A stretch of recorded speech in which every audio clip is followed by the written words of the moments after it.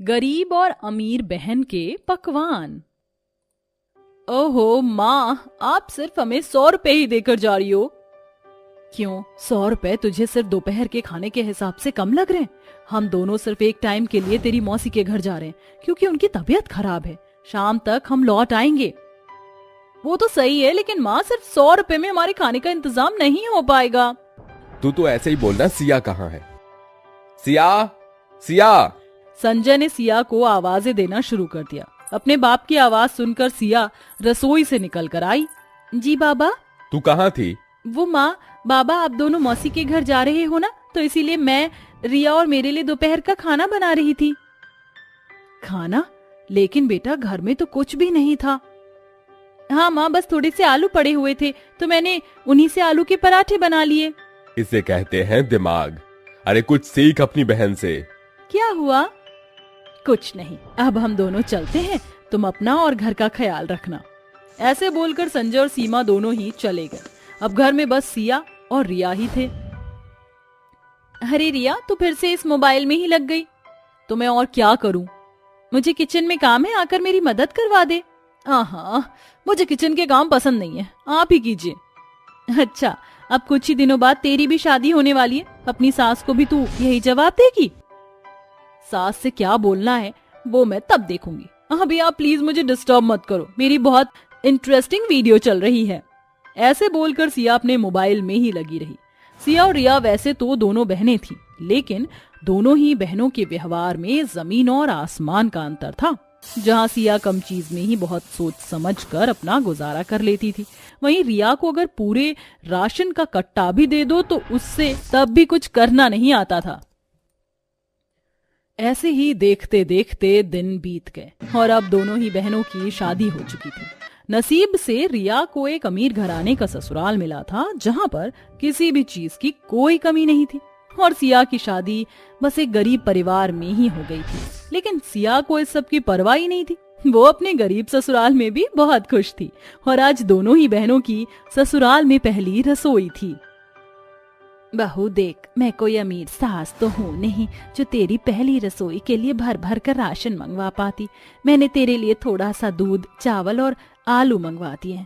अब इनसे जो तुझे समझ आए वही बना देना। अपनी सास की बात सुनकर सिया मुस्कुराती हुई अपनी पहली रसोई की रस्म करने चली गई। आस्था सोच रही थी कि सिया उन सब चीजों से सिर्फ चावल की खीर और आलू की सब्जी ही बनाएगी, लेकिन सिया के मन में कुछ और ही चल रहा था। उसने दूध से बर्फी बना दी और चावल और आलू को एक साथ पकाकर उनके बड़े ही स्वादिष्ट पीले चावल बना दिए। वो स्वाद में इतने लाजवाब थे कि उन्हें खाते ही सभी ने सिया की तारीफों के पुल बांध दिए। वाह सिया, आज का पीला भोजन तो मेरी जिंदगी का सबसे ज्यादा स्वादिष्ट भोजन था। खाकर मजा आ गया। और ये बर्फी भी लाजवाब बनी है, बिल्कुल हलवाई जैसी। बहू, मुझे नहीं पता था कि इस इतने कम सामान को तू किस तरह से इस्तेमाल करेगी। सच में आज ही के दिन मैं तो तेरी फैन हो गई। एक तरफ सिया की ससुराल में ये सब चल रहा था, तो वहीं दूसरी तरफ, अरे बहू, आज तेरी पहली रसोई है, मैंने सारा जरूरत का सामान तेरे लिए मंगवा कर रख दिया है। जी सासू माँ।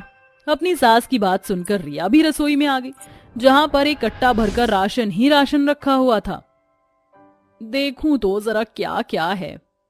रिया ने राशन को चेक करना शुरू किया। उसमें 2-3 तरह के फल, दूध, चावल, आटा, दाल, सब्जियां और भी वगैरह वगैरह चीजें थी। सारे सामान को देखकर रिया बोली, अरे नहीं, मैं तो आज पिज्जा बनाने वाली थी, लेकिन इसमें तो पिज्जा बेस और चीज ही नहीं है। अब मैं क्या करूं? चलो मीठे से शुरुआत करती हूँ। मैं मीठे में कस्टर्ड बनाऊंगी। रिया ने कस्टर्ड बनाने के लिए सामान में हाथ चलाया और बोली, अरे नहीं, इसमें तो कस्टर्ड पाउडर और मेरा फेवरेट एप्पल भी नहीं है। हाँ, मैं क्या बनाऊं? रिया ने इतने सारे सामान के बावजूद भी वो कुछ नहीं बना पा रही थी। चलो कोई इजी और टेस्टी रेसिपी यूट्यूब से ही देख लेती हूँ। रिया ने बहुत देर यूट्यूब पर रेसिपीज को स्क्रॉल किया, लेकिन उसे कुछ भी समझ नहीं आया। ये लोग कुछ ना कुछ ऐसा डाल ही देते हैं जो मेरे पास नहीं है। अब मैं क्या बनाऊं? रिया परेशान थी कि आखिर वो अपनी पहली रसोई में सभी को क्या बनाकर खिलाए। मुझे लगता है कि अब मुझे अपने ही दिमाग से कोई रेसिपी बनानी होगी। चल रिया, काम पर लग जा। रिया ने अपने ही दिमाग से आलू की सब्जी बनाई जो सरासी भी अच्छी नहीं बनी। उसने दूसरी तरफ गैस पर खीर पकने को रखी हुई थी जो भी पूरी की पूरी जल गई। अरे नहीं, मेरा तो एक भी पकवान सही नहीं बना। जो भी हो, मैं इतनी ज्यादा परेशान हुई हूँ तो अब सभी को यही खाना पड़ेगा। रिया ने सभी की प्लेट में अपनी अधपकी सब्जी और जली हुई खीर निकाल दी। रिया के बनाए पकवान देखकर ललिता बोली, ये क्या बनाया है तूने? तुझे तो मैंने कितना कुछ मंगवा कर दिया था, फिर भी। तुम्हें खाना बनाना आता नहीं है क्या? नहीं, वो बात नहीं है, बस जो मैं बनाने वाली थी उसके हिसाब से सामान कम था।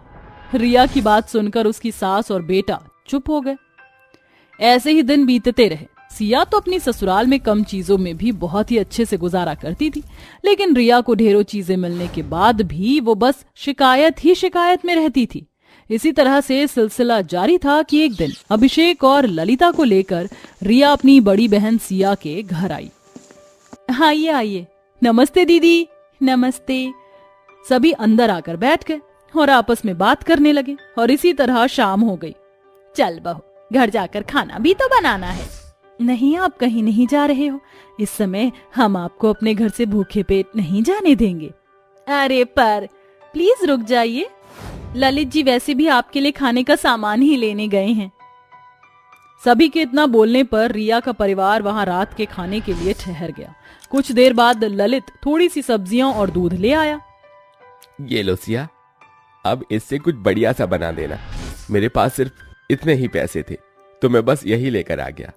सिया ने खुशी से वो सब्जियां ले ली और उनसे बहुत ही स्वादिष्ट सब्जी, साथ में पूरियां और दूध से बड़ी ही स्वादिष्ट मिठाई बना दी। सभी सिया के बनाए खाने को खाकर बहुत ज्यादा खुश हो गए और उसकी तारीफ करने लगे। लेकिन रिया कुछ शांत शांत सी थी।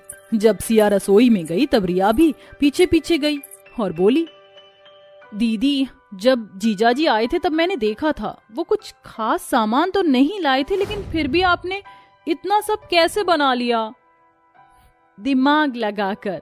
मतलब मैं भी बहुत दिमाग लड़ाती हूँ लेकिन कुछ नहीं बना पाती।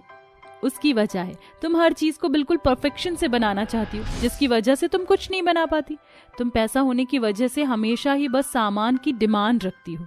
लेकिन रिया, खाना जब तुम अपना दिल दिमाग लड़ाकर बनाओगी ना तो बात कुछ और ही होगी। आगे से मेरा ये मंत्र याद रखना और फिर देखना मैजिक। शुक्रिया दीदी, आज आपने मुझे मेरी कमी समझा दी। ऐसे बोलकर रिया अपनी बहन के गले लग गई। उस दिन के बाद से रिया ने फिर कभी भी सामान वगैरह बेकार नहीं किया और अपनी क्रिएटिविटी से खाना बनाना शुरू किया। अब रिया का खाना भी उसकी ससुराल में पसंद आने लगा था और सभी बहुत ज्यादा खुश थे।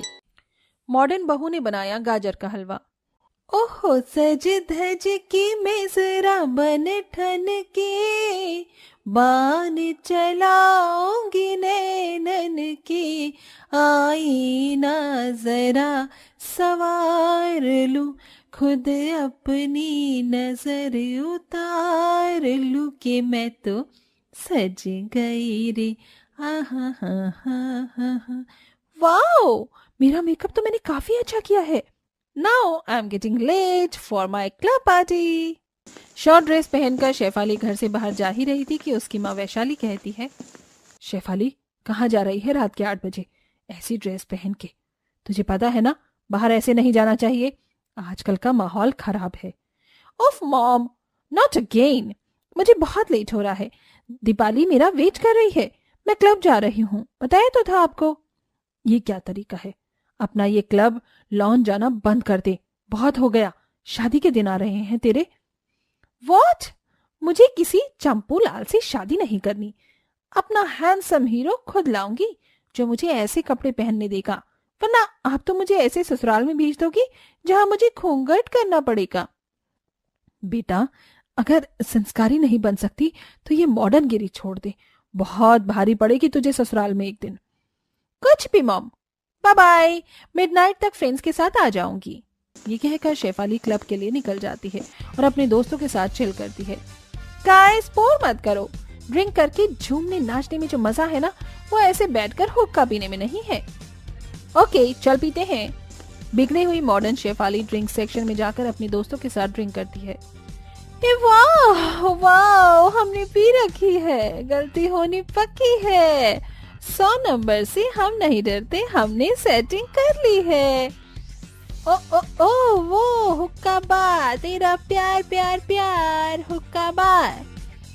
तेरी अखियों का वार जैसी शेर का शिकार, तेरा हुस्न धुएंधार जैसी जलता शिकार। नाचते नाचते शेफाली की हील टूट जाती है। वो गिरती है कि अरुण नाम का लड़का उसे संभाल लेता है। एक्सक्यूज मी, आप ठीक तो हैं? ये तेरा प्यार प्यार प्यार। जानू, आप कौन हो? अरे जानू बोलो तो। जानू हुए ना मेरे? लगता है मैडम आपको ज्यादा ही चढ़ गई है। एक्सक्यूज मी, संभाली जा रही है और मैं भी इसे संभाल नहीं सकती। आप क्या टैक्सी करवा देंगे? हाँ बिल्कुल। अरुण उसे गोद में लेकर टैक्सी में छोड़ देता है। दोनों के फोन गिरकर एक्सचेंज हो जाते हैं। अरुण को भी अपने फोन का होश नहीं था। अगली सुबह जब शेफाली अपने फोन का लॉक ओपन करती है तो उसमें अरुण की फोटो आती है। अरे ये लड़का कौन है और मेरे फोन में इसकी फोटो कैसे लगी? अरे ये तो मेरा फोन ही नहीं है। लगता है हैंगओवर के चक्कर में मेरा फोन एक्सचेंज हो गया। मुझे जाना होगा। वैसे लड़का स्मार्ट तो है। वहीं सुबह अरुण उठकर अपना फोन देखता है तो उसे भी शेफाली की फोटो दिखाई देती है और वो समझ जाता है कि फोन एक्सचेंज हो गया। तभी उस पर दीपाली का कॉल आता है। एक्सक्यूज मी, ये शेफाली का फोन है। मेरा फोन उनसे एक्सचेंज हो गया है। आप ये मैसेज उनके घर पर जाकर दे दीजिए किसी तरह और उन्हें मैकडी पर बुला दीजिए। मुझे अपना फोन वापस चाहिए। अरे नहीं, आप वो तो नहीं हो जो रात को हमारी हेल्प कर रहे थे? मेरी फ्रेंड को टैक्सी में बिठाया था। हाँ हाँ वही हूँ। प्लीज आप उन्हें लेकर आ जाइए।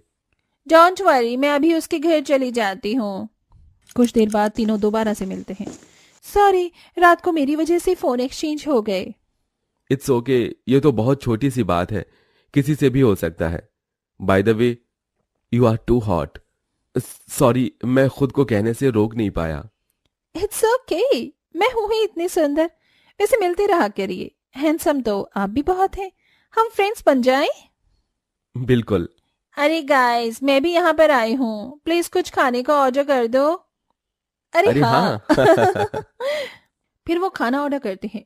दिन गुजरते हैं। शेफाली और अरुण ही बहुत अच्छे दोस्त हो जाते हैं, जिसके बाद वो अक्सर मिलते रहते हैं और इतना एक दूसरे से खुल मिल जाते हैं कि दोनों अपने घर वालों से बात कर झटपट से शादी कर लेते हैं। सास अर्चना इस शादी के खिलाफ थी क्योंकि उसकी बहू मॉडर्न थी। फिर भी दिल पर पत्थर रखकर वो अपनी बहू का गृह प्रवेश करती है। बहू, ये ले, अपने हाथों का छाप लगा यहाँ। उफ माँ जी, इस हल्दी से तो मेरे हाथ पीले पीले हो जाएंगे। मुझे नहीं करना। छी, फर्स्ट ऑफ ऑल मुझे गर्मी लग रही है इस शादी के जोड़े में बहुत ज्यादा। ये कहते ही शेफाली सास ससुर के सामने अपनी ज्वेलरी और लहंगा उतार देती है क्योंकि उसने शॉर्ट्स जो पहनी थी। फिर हल्दी का छाप लगा देती है। हो गई माँ जी आपकी रस्म, मेरे हाथ धुलवा दीजिए, मुझे इरिटेशन हो रही है। देख ले बेटा, इसके कुकर्म देख ले।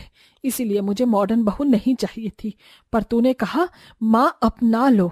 हरि ओम, ये बहू क्या कर रही है? माँ प्लीज थोड़ा एडजस्ट कर लीजिए। शेफाली, थोड़ा तो ध्यान रखो कि सामने मेरे माता पिता हैं। चलो कमरे में। ये कहकर अरुण अपनी पत्नी को कमरे में ले जाता है। अगले दिन शेफाली बहुत लेट उठती है। सास भी उससे सुबह का नाश्ता नहीं बनवाती, पर उसके छोटे कपड़े देखकर फिर गुस्सा करती है। बहू, तू नई बहू है यहाँ पर, ऐसे कपड़े नहीं पहना कर। साड़ी क्यों नहीं पहनी तूने? ये भी कोई पूछने की बात है?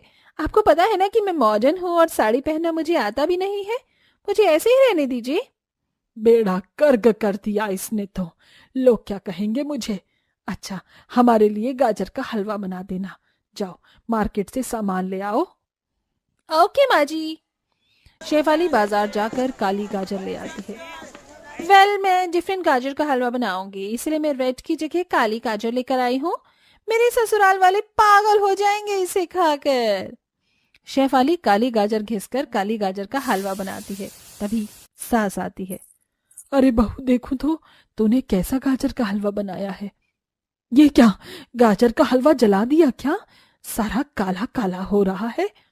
माँ जी, ये गाजर काली वाली है, मैंने सोचा कुछ डिफरेंट करूं। बहू, तू पागल है क्या? कभी काली गाजर का हलवा नहीं बनता।